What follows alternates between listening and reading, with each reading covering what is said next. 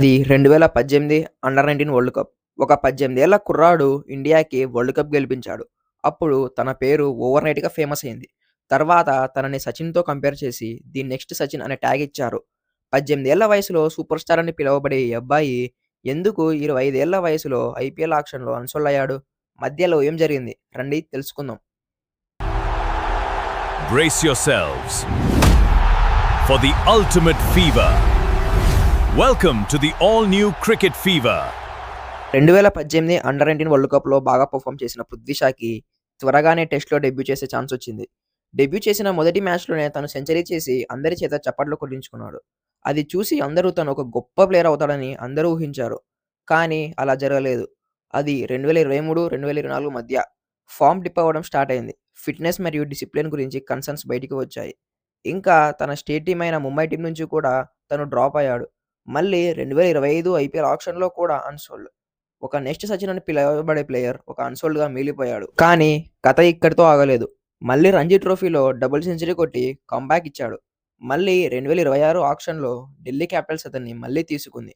Third రౌండ్‌లో తీసుకున్నాక తనకందరూ playing 11లో chance వస్తుందని అనుకున్నారు. కానీ దురదృష్టవశాతం ప్లేయింగ్ 11లో ఛాన్స్ దొరకలేదు. తను క్రికెట్‌లో డౌన్‌ఫాల్ చూడడానికి తన డిసిప్లిన్ ఇష్యూసే మెయిన్ రీజన్ అని ప్రతి ఒక్కరు చెప్తుంటారు. ఒకరినేమో సచిన్‌తో కంపేర్ చేస్తే, మరి ఇంకొకరినేమో కోహ్లీతో కంపేర్ చేసేవారు. అది 2009 మే 21 RCB versus Deccan chargers match. అంతవరకు ఐపీఎల్‌లో ఏ ఇండియన్ బ్యాటర్ కూడా సెంచరీ అనేది సాధించలేదు. కానీ ఒక normal right hand Karnataka batter century సాధించి న్యూస్ పేపర్‌లో హెడ్‌లైన్స్‌లో నిలిచాడు.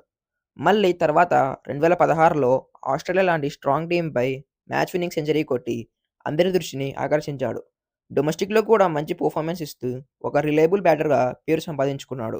కానీ కాలం మారే కొద్దీ మనీష్ పాండేకి అవకాశాలు తక్కువయ్యాయి. టీమిండియా నుండి దూరమయ్యాడు. తర్వాత తను ఎంత ప్రయత్నం చేసినా టీమిండియాకి కాదు కదా! ఐపీఎల్‌లో కూడా సెలెక్ట్ కాలేదు. తను పృథ్వీ షా లాగా డిసిప్లిన్ ఇష్యూస్ అంటూ ఏమీ లేవు. తను ఇప్పుడు 36 ఇయర్స్ ఏజ్‌లో కూడా చాలా ఫిట్‌గా ఉంటాడు.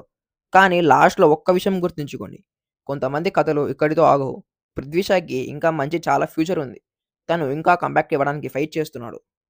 మీకు ఇంకా ఎవరైనా ప్లేయర్ రైజ్ అండ్ ఫాల్ అయ్యారో తెలిస్తే కామెంట్‌లో చెప్పండి. అండ్ మీకు ఈ టాపిక్ గురించి పార్ట్ 2 కావాలంటే కూడా కామెంట్‌లో చెప్పండి.